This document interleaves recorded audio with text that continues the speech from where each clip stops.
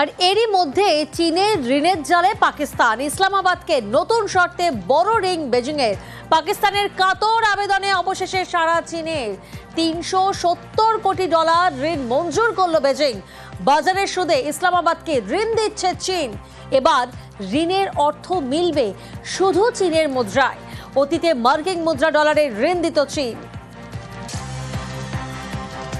आतंकवाद का कारोबार चलाना कास्ट इफेक्टिव नहीं है, बल्कि उसकी एक भारी कीमत अदा करनी पड़ सकती है।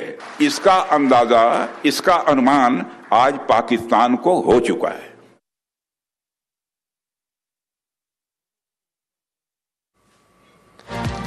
এবার ঋণের অর্থ মিলবে শুধু চীনের মুদ্রায়। অতীতে মার্কিন মুদ্রা ডলারের ঋণ দিত চীন।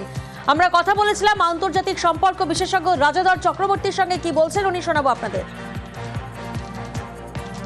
চীন এতকাল বলে এসেছে আমেরিকান ডলারের যে আধিপত্য সেটাকে বিনাশ করতে হবে, এবং এখন পৃথিবীতে বড় ট্রেডিং হচ্ছে চীন থেকে। একটা সময় 90% আমেরিকান প্রোডাক্ট ছিল, এখন 90% বেশি চাইনিজ প্রোডাক্ট। এই জায়গায় দাঁড়িয়ে চীন তো স্বাভাবিকভাবেই চাইবে যে তাদের কারেন্সির গুরুত্ব বাড়ুক।